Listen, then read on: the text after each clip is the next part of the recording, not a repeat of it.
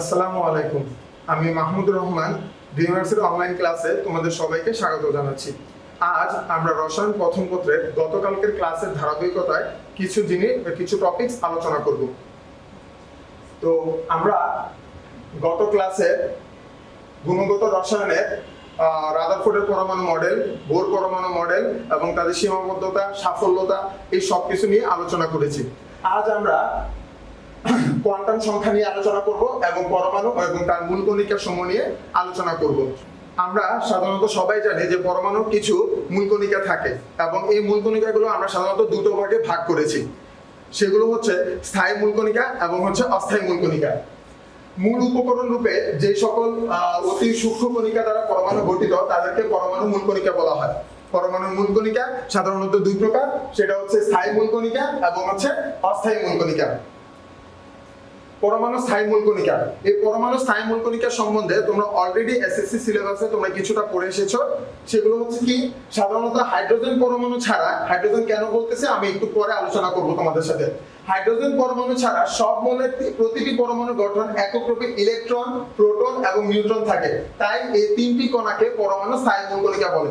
সাধারণত হাইড্রোজেনটা কেন আমরা বাদ দিলাম, তোমাদের সবার জ্ঞাতার্থে আমি বলে রাখি যে হাইড্রোজেনের মধ্যে শুধুমাত্র প্রোটন থাকে এবং একটি ইলেকট্রন থাকে, ওইখানে কোনো নিউট্রন থাকে না।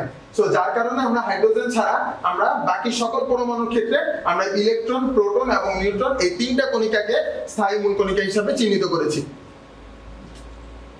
তারপর হচ্ছে পরমাণুর অস্থায়ী মূল কণিকা। এখন কোন কোন মৌলের পরমাণুতে খুবই অল্প সময়ের জন্য অস্থায়ীভাবে কিছু কণার অস্তিত্ব পাওয়া যায়, এদেরকে পরমাণুর অস্থায়ী মূল কণিকা বলে। যেমন neutrino, antineutrino, graviton, positron, meson, boson, pion, muon ইত্যাদি।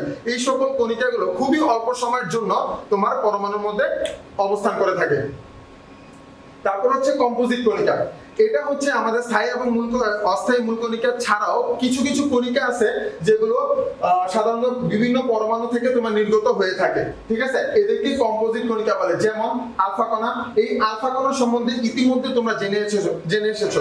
রাদারফোর্ডের নিউক্লিয়াস আবিষ্কারের মধ্যে আমরা এই আলফা কণাটাকে ব্যবহার করেছিলাম। এই আলফা কণা এবং এরপর হচ্ছে তোমার ডিউটেরন কণা। ডিউটেরন কণার সংকেত হচ্ছে 2,1 হাইড্রোজেন প্লাস অথবা 2,1 ডি প্লাস। ডিটা হচ্ছে সাধারণত হাইড্রোজেনের একটা আইসোটোপ, যেটাকে আমরা ডিউটেরন কণা বলে থাকি। এবার হচ্ছে পরমাণু স্থায়ী মূল কণিকা। যে স্থায়ী মূল কণিকা সম্বন্ধে তোমাদের সাথে আমরা আলোচনা করেছি সেগুলো হচ্ছে কি, ইলেকট্রন, প্রোটন এবং কি নিউট্রন। এই ইলেকট্রন, প্রোটন এবং নিউট্রনের কিছু বৈশিষ্ট্য আমি তোমাদের সাথে একটু আলোচনা করতেছি। যেমন মূল কণিকাগুলো, যেমন প্রোটন, এটাকে 1,1p অথবা শুধুমাত্র p দ্বারা চিহ্নিত করা হয় এবং প্রোটনের তুলনায় মানে এটার ভর হচ্ছে 1 এবং চার্জ হচ্ছে +1। কিন্তু প্রকৃত যে ভরটা, যেটা গ্রাম এককে আমরা বিভিন্ন জায়গায় ইউজ করব, সেটা হচ্ছে কি 1.673 × 10⁻24 গ্রাম, কেজিতে নিলে -27 কেজি। প্রকৃত যে চার্জ কুলম্ব এককে 1.6 × 10⁻19 কুলম্ব। এবং পুরো পরমাণুর মধ্যে তোমরা অলরেডি জেনে এসেছো পরমাণুর মধ্যে দুটো ভাগ, একটা হচ্ছে কি নিউক্লিয়াস আর একটা হচ্ছে কি কক্ষপথ। সো এখানে প্রোটনের যে অবস্থানটা, প্রোটনের অবস্থানটা হচ্ছে কোথায়, আমাদের নিউক্লিয়াসের মধ্যে। তারপর হচ্ছে নিউট্রন। নিউট্রন হচ্ছে, নিউট্রনের সংকেত হচ্ছে 10 নিউট্রন অথবা বা দিয়ে শুধু n দিয়ে আমরা প্রকাশ করতে পারি। প্রোটনের তুলনায় তার ভর হচ্ছে 1 এবং নিউট্রনই একটা মাত্র কণিকা যার কোনো আমাদের চার্জ নেই। এই তিনটা স্থায়ী মূল কণিকার মধ্যে একমাত্র নিউট্রনের কোনো চার্জ নেই। এটার প্রকৃত ভর হচ্ছে 1.675 × 10⁻24 গ্রাম।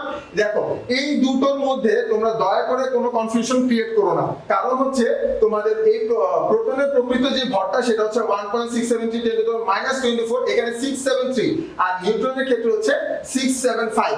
সো এটা তোমরা একটু লক্ষ্য করে রেখো। আর প্রকৃত কোনো চার্জ নেই, একটু আগে আমি বলেছি যে নিউট্রনের কোনো চার্জ নেই এবং এটার অবস্থান হচ্ছে তোমার নিউক্লিয়াসে। তারপর হচ্ছে নিউট্রন, ইলেকট্রন। ইলেকট্রনের সংকেত হচ্ছে 0, -1 বা হচ্ছে নরমাল ই দিয়ে আমরা প্রকাশ করতে পারি। ইলেকট্রনের ভর প্রোটনের তুলনায় 1/137 1837 গুণ। আমরা সাধারণত এভাবে বলে থাকি ইলেকট্রনের ভর হাইড্রোজেন যে বা প্রোটন যেটা আছে সে প্রোটনের ভরের তুলনায় 1/1837 37 গুণ 1837 গুণ করলে, অর্থাৎ প্রোটনের চার্জের ভরের সাথে যদি তুমি 1/1837 গুণ করো তাহলে তুমি কি ইলেকট্রনের ভরটা পেয়ে যাবে। আর চার্জ হচ্ছে -1, তার মানে প্রকৃত যে ভরটা সেটা হচ্ছে 9.1085 × 10⁻28 গ্রাম, এবং প্রকৃত যে চার্জটা আছে সেটা হচ্ছে -1.6 × 10⁻90 কুলম্ব, এবং এটার অবস্থান হচ্ছে কক্ষপথে। এখন কক্ষপথ বলতে আমরা সাধারণত যেটা বলি যে নিউক্লিয়াসের বাহিরে। এখন তোমাদের সাথে আমি একটা গুরুত্বপূর্ণ বিষয় নিয়ে একটু আলোচনা করব, সেটা হচ্ছে যে আমাদের যে প্রোটন আমরা সাধারণত দেখে আসছি যে অবস্থানটা হচ্ছে এটা নিউক্লিয়াসে এবং নিউট্রনের অবস্থানটা হচ্ছে নিউক্লিয়াসে। এখন সাধারণত প্রোটন হচ্ছে ধনাত্মক চার্জযুক্ত। তোমরা মানে পড়ে আসবে সাধারণত যে একই ধরনের চার্জ সাধারণত পরস্পরকে বিকর্ষণ করে। এখন তোমাদের মনে কোশ্চেন আসতে পারে যে স্যার সোডিয়াম বা পটাশিয়াম বা অ্যালুমিনিয়াম এই সকল পরমাণুতে একাধিক প্রোটন থাকে, যেমন সোডিয়ামের ভিতরে 11টা প্রোটন থাকে, ম্যাগনেসিয়ামের ভিতরে 12টা প্রোটন থাকে। এই প্রোটনগুলো একসাথে থাকার কারণে এদের তো পরস্পরকেই বিকর্ষিত হয়ে যাওয়ার কথা। এই এত পরিমাণ প্রোটন একসাথে থাকার পরও কেন কিভাবে আমাদের নিউক্লিয়াসটা কি থাকতেছে, স্টেবল থাকতেছে, তা একমাত্র এই নিউট্রনের কারণে। এই নিউট্রনটা নিউক্লিয়াসের মধ্যে প্রোটনের সাথে সংঘবদ্ধ অবস্থায় থাকে এবং দুটো প্রোটনের মাঝে যে বিকর্ষণ বলটা এটা নিউট্রন অনেকাংশে কি করে দেয়, লাঘব করে দেয়, যার কারণে তোমার এতগুলো প্রোটন একসাথে তোমার নিউক্লিয়াসের মধ্যে কি করতে পারে, অবস্থান করতে পারে। সো এই যে চার্টটা আছে এই চার্টটা একটু আমরা ভালো করে শিখে নিব, কারণ এই চার্টটা থেকে আমাদের এমসিকিউ তে অনেক কোশ্চেন আসে। এইবার আমাদের যে দ্বিতীয় যে টপিক, আমাদের আজকের দিনের সবচেয়ে মূল টপিক যেটা, সেটা হচ্ছে কোয়ান্টাম সংখ্যা। এইবার হচ্ছে কোয়ান্টাম সংখ্যা নিয়ে আমি একটু আলোচনা আগেই করে নিই যে আমরা আসলে কোয়ান্টাম সংখ্যা জিনিসটা কি এবং কোয়ান্টাম সংখ্যা আমরা কেন পড়াশোনা করি বা কোয়ান্টাম সংখ্যা কেন আমরা ইউজ করি সেটা নিয়ে আমরা আলোচনা করব। তো সাধারণত কোয়ান্টাম সংখ্যা বলতে বা কোয়ান্টাম বলবিদ্যা, যেটা তোমরা কোয়ান্টাম মেকানিক্স হিসেবে নাম শুনে থাকবে বিভিন্ন জায়গায়, সেটা হচ্ছে সেই কোয়ান্টাম বলবিদ্যায় এই নিউক্লিয়াসের চারপাশে ইলেকট্রন যে কক্ষপথে যে ঘূর্ণায়মান থাকে সেই কক্ষপথের আকার আকৃতি অথবা ইলেকট্রন যে ত্রিমাত্রিক ভাবে যে মানে দিক বিন্যাস করে যে ঘুরতে থাকে সেগুলো প্রকাশের জন্য কিছু রাশি ব্যবহার করা হয়। সাধারণত ওই রাশিগুলোকেই কোয়ান্টাম সংখ্যা বলা হয়। তো আমরা একটু দেখি, দেখো কোয়ান্টাম বলবিদ্যা অনুসারে পরমাণুর ইলেকট্রনের কক্ষপথ বা শক্তি স্তরের আকার, কক্ষপথের আকৃতি ও কক্ষপথের ত্রিমাত্রিক দিক বিন্যাস নির্দেশক পরস্পর সম্পর্কযুক্ত তিনটি রাশি রয়েছে। এছাড়া পারমাণবিক বর্ণালীর সূক্ষ্ম গঠন বিশ্লেষণের জন্য ইলেকট্রনের অক্ষ বরাবর ঘূর্ণন প্রকাশক চতুর্থ রাশি রয়েছে। এখন আমি তোমাদের সাথে একটা ব্যাপার আলোচনা করি। মানে এসএসসি লেভেলে আমরা একটা জিনিস পড়ে এসেছি যে রাদারফোর্ডের পরমাণু মডেলে যেটা বলা ছিল যে ইলেকট্রন গুলো কি করে, যে নিউক্লিয়াসের চারদিকে ঘূর্ণায়মানের সাথে সাথে তার নিজ অক্ষের উপরে তোমার কি করতে থাকে, ঘুরতে থাকে। এবং আমরা এই একটা কথা, খুবই ইম্পর্টেন্ট কথা আমি তোমাদেরকে একটু বলে রাখি, সেটা হচ্ছে যদি কোনো চার্জ বা আধান যদি তোমার ঘূর্ণায়মান থাকে অথবা গতিশীল থাকে তাহলে তার চারপাশে একটা চৌম্বক ক্ষেত্র সৃষ্টি হয়। তার চারপাশে কি হয়, একটা চৌম্বক ক্ষেত্র বা চৌম্বক একটা বল সৃষ্টি হয়। সেই চৌম্বক ক্ষেত্র বা চৌম্বক বলটা এইটা দিকটা প্রকাশের জন্য আমরা চতুর্থ একটা রাশিকে ব্যবহার করি, যে রাশিটাকে বলা হয় তোমার, যে রাশিটাকে আমরা পরবর্তীতে এটা নিয়ে কথা বলবো।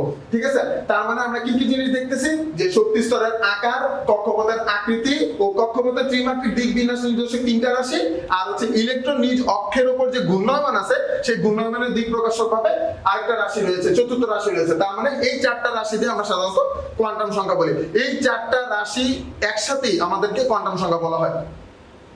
তো এই চারটা কোয়ান্টাম সংখ্যার নাম কি আমরা একটু পড়ে নিই। সেটা হচ্ছে, প্রথম হচ্ছে প্রধান কোয়ান্টাম সংখ্যা, যেটা ছোট হাতের n দ্বারা প্রকাশ করা হয়, সেটা হচ্ছে প্রিন্সিপাল কোয়ান্টাম নাম্বার। দ্বিতীয়টা হচ্ছে সহকারী কোয়ান্টাম সংখ্যা, যেটা আমরা ছোট হাতের l দিয়ে প্রকাশ করি, যেটাকে সাবসিডিয়ারি কোয়ান্টাম নাম্বার বলা হয়। তৃতীয়টা হচ্ছে চুম্বকীয় কোয়ান্টাম সংখ্যা, যেটা ছোট হাতের m দ্বারা প্রকাশ করা হয়, যেটাকে আমরা ম্যাগনেটিক কোয়ান্টাম নাম্বার বলি। আর চতুর্থটা হচ্ছে লাস্ট আমি যে কথাটা বলেছিলাম, সেটা হচ্ছে ঘূর্ণন কোয়ান্টাম সংখ্যা বা স্পিন কোয়ান্টাম নাম্বার।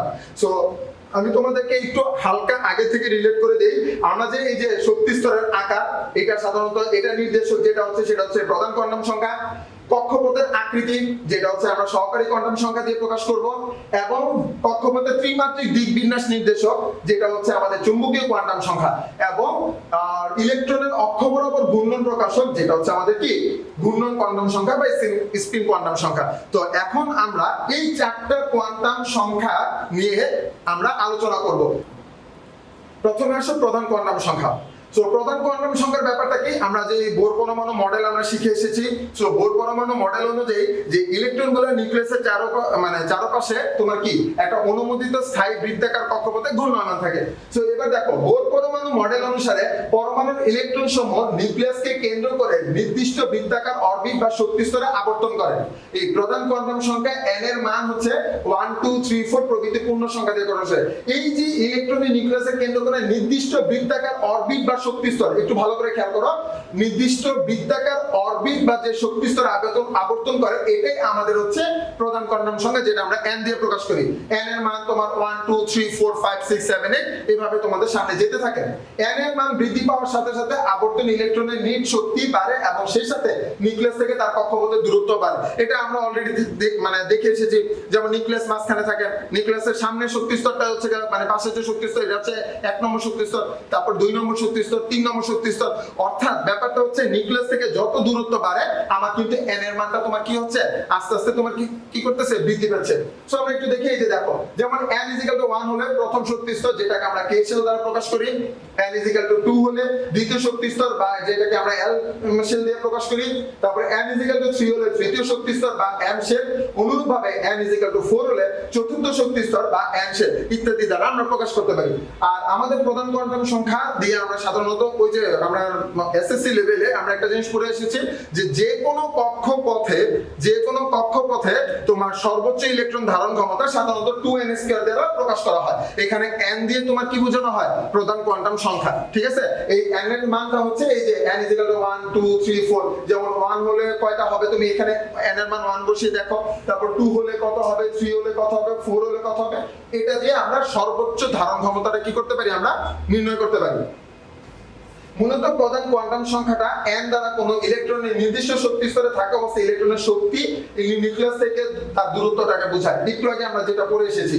আর প্রতিটি প্রধান শক্তি স্তরে ইলেকট্রনের কৌণিক ভরবেগ mvr nh/2π, এটা অলরেডি তোমরা পড়ে এসেছো। বোরের পরমাণু মডেল অলরেডি যখন তোমাদেরকে শেখানো হয়েছে তখন আমরা দেখেছিলাম যে কৌণিক ভরবেগ অর্থাৎ ইলেকট্রন যখন সরল রেখা বরাবর গতিশীল থাকে তখন যেটা রৈখিক ভরবেগ থাকে সেটা হচ্ছে তোমার কত, m * v, যেটা আমরা ফিজিক্সে পড়ে এসেছিলাম। এবার যদি কোনো একটা বস্তু যদি কোনো বিন্দুকে কেন্দ্র করে যদি ঘূর্ণায়মান অবস্থায় থাকে তাহলে কি হয়, তার একটা কৌণিক ভরবেগ আমরা কি করতে পারি, নির্ণয় করতে পারি। সেটা হচ্ছে mvr। আর হচ্ছে ওই কেন্দ্র থেকে নিউক্লিয়াস থেকে ওই যে কক্ষপথটা আছে সেই কক্ষপথের দূরত্ব। nh/2π, n টা হচ্ছে আমাদের এই যে প্রধান কোয়ান্টাম সংখ্যার নাম্বার, h হচ্ছে প্ল্যাঙ্কের ধ্রুবক, যেটা অলরেডি তোমরা শিখে এসেছো। প্ল্যাঙ্কের ধ্রুবক হচ্ছে 6.626 × 10⁻34 জুল সেকেন্ড। এটা দিয়ে আমরা নির্ণয় করতে পারি। এইবার আসো, আমরা একটু আগে যে জিনিসটা আমরা পড়ে এসেছি সেটা হচ্ছে যেমন যে কোনো শক্তি স্তরে সাধারণত আমাদের কি 2n² সমান সংখ্যক কি করতে পারে, ইলেকট্রনটা কি করতে পারে, ধারণ করতে পারে। কিন্তু এই 2n² এর কিছু সীমাবদ্ধতা আছে। যে 2n² আমরা সব ক্ষেত্রে দেখবা যে বিভিন্ন ইলেকট্রনে যখন ইলেকট্রন বিন্যাস করতে যাবা তখন দেখবা যে কক্ষপথে সাধারণত 2n² ফর্মুলাটা আমার অনেক সময় কাজে দেয় না এবং ওইটা আমরা অনেক সময় অ্যাপ্লাই করতে পারি না। যেমন প্রথম সীমাবদ্ধতা কি, n এর মান 4 এর বেশি হলেও ইলেকট্রনের সর্বোচ্চ সংখ্যা কখনো 32 এর বেশি হয় না। আমি আবার বলতেছি, n এর মানটা 4 এর চেয়ে বেশি হলেও ইলেকট্রনের সর্বোচ্চ সংখ্যা 32 এর বেশি হয় না। তার মানে কি, অর্থাৎ n এর মান যদি 5 বসাও, তুমি মনে মনে চিন্তা করো, n এর মান যদি 5 হয় তাহলে n এর মান যদি 5 হয় তাহলে 5 এর স্কয়ার কত, 25 × 2 মানে কত, 50। তার মানে এই n এর মানটা 4 এর বেশি হলে এখানে কিন্তু 50টা ইলেকট্রন থাকতে পারবে না। অর্থাৎ একটা শক্তি স্তরে তোমার কখনোই 50টা ইলেকট্রন থাকতে পারবে না, যদিও এটা 5 নম্বর বা 6 নম্বর শক্তি স্তর হোক না কেন। অর্থাৎ আমরা এটাই বোঝাতে যাচ্ছি যে n এর যে মানটা এটা 4 এর বেশি হলেও ইলেকট্রনের সর্বোচ্চ সংখ্যাটা কখনো তোমার কি হয় না, 32 এর বেশি হয় না। নাম্বার 2, সর্ববহিস্থ ইলেকট্রনের শক্তি স্তর অর্থাৎ আউটার মোস্ট যে শেল আছে এটাতে কখনো 8টির বেশি ইলেকট্রন থাকে না। এখন কথার কথা, আমাদের সর্ববহিস্থ শক্তি স্তর হচ্ছে 4, কথার কথা। এখন 4 হলে আমাদের সর্ববহিস্থ শক্তি স্তরে 4 হলে মানে কি, এটা প্রায় 32টা ইলেকট্রন থাকার কথা। কিন্তু তুমি এই পর্যন্ত যতগুলো পরমাণু আছে সবগুলো পরমাণুর ইলেকট্রন বিন্যাস করে দেখবা যে কখনোই সর্ববহিস্থ শক্তি স্তরের ইলেকট্রনের সংখ্যাটা কখনোই আমার কার বেশি যায় না, 8 এর বেশি যায় না। সো তোমার এখানে এই জিনিসটা, এই দুইটা টপিকস একটু ভালো করে মাথায় রেখো। নাম্বার 3, সর্ববহিস্থ শক্তি স্তরে ঠিক আগের শক্তি স্তরে 18টার বেশি ইলেকট্রন থাকে না। এইবার একটু কথাটা বলি, ধরো আমাদের সর্ববহিস্থ শক্তি স্তর হচ্ছে 5 নম্বর শক্তি স্তর, তার আগের শক্তি স্তর কত? 4 নম্বর শক্তি স্তর। এখন আমরা পড়ে আসছি যে 4 নম্বর শক্তি স্তর মানে সাধারণত পড়ে আসছে কি ইলেকট্রন গুলো এক একটা শক্তি স্তর ফিল আপ করে তারপরে পরের শক্তি স্তরে যায়। ইলেকট্রন এক এক শক্তি স্তর ফিল আপ না করে পরের স্তরে সে যাবে না, এটাই আমরা সাধারণত এই পর্যন্ত শিখে আসছি। কিন্তু এই জিনিসটা খুবই খুবই গুরুত্বপূর্ণ, সেটা হচ্ছে সর্ববহিস্থ শক্তি স্তরে ঠিক আগের শক্তি স্তরে কখনোই 18টার বেশি ইলেকট্রন থাকবে না। অর্থাৎ আমি যে একটু আগে বললাম 5 নম্বর শক্তি স্তর, 5 নম্বর শক্তি স্তরে ধরলাম যে সর্ববহিস্থ স্তরে 8টা ইলেকট্রন থাকে, যেহেতু দ্বিতীয় কথা অনুযায়ী তার আগের স্তরে কি 32টা থাকবে? কখনোই না, ওই 32টা ইলেকট্রন কখনোই থাকবে না। তুমি ইলেকট্রন বিন্যাস করে দেখো, সব সময় তোমার কি থাকবে? 18টা থাকবে বা 18টার কম থাকবে, কখনোই তোমার মানে 18টার উপরে যাবে না। নাম্বার 4, ভেতরের শক্তি স্তর সম্পূর্ণ পূর্ণ না হয়ে যদি বাইরের শক্তি স্তরে ইলেকট্রন পূর্ণ হয় তবে সবচেয়ে বাইরের শক্তি স্তরটিতে 2টির বেশি ইলেকট্রন থাকে না। এখন আমি তোমাদেরকে একটু আগে বললাম যে ভিতরের স্তর পূরণ করে তুমি সামনে যাবা, ভিতরের স্তরটা পূরণ করে তুমি সামনের স্তরে যাবা। এখন ভিতরের স্তর পুশ কখনো যদি এরকম ইলেকট্রন বিন্যাস আমাদের চোখের সামনে এসে পড়ে যে আমরা ভিতরের শক্তি স্তরটা সম্পূর্ণ হয়নি, তো ভিতরের শক্তি স্তর যদি সম্পূর্ণ না হয়, যদি তারপরে ইলেকট্রন বাইরের শক্তি স্তরে প্রবেশ করতে হয়, তখন অবশ্যই তোমার বাইরের শক্তি স্তরটিতে 2টির বেশি তোমার ইলেকট্রন থাকে না। তো এই 4টা যে ব্যাপার আছে, এই 4টা ব্যাপার নিয়ে আমরা আরেকটু আমরা আলোচনা করে নিই। সেটা হচ্ছে যে 2n² ফর্মুলাটার যে সীমাবদ্ধতা আছে, প্রথমে কি বললাম যে n এর মানটা 4 এর বেশি হলে ইলেকট্রনের সংখ্যা কখনো তোমার 32 এর বেশি হবে না। তারপর সর্ববহিস্থ স্তরে ইলেকট্রনের শক্তি স্তরে 8টির বেশি ইলেকট্রন থাকবে না। তারপর সর্ববহিস্থ শক্তি স্তরে ঠিক আগের শক্তি স্তরে 18টার বেশি ইলেকট্রন থাকতে পারবে না। আবার ভেতরের শক্তি স্তরে সম্পূর্ণ পূর্ণ না হয়ে যদি বাইরের শক্তি স্তরটিতে ইলেকট্রন পূর্ণ হয় তবে সবচেয়ে বাইরের শক্তি স্তরটিতে তোমার 2টির বেশি তোমার ইলেকট্রন থাকে না। কথাটা বুঝতে পারলাম? সো এখন আমরা এতক্ষণ ধরে যে সকল ব্যাপারগুলো নিয়ে আলোচনা করেছি সেই আলোচনাগুলো আমি আরেকটু রিক্যাপ করে দিই।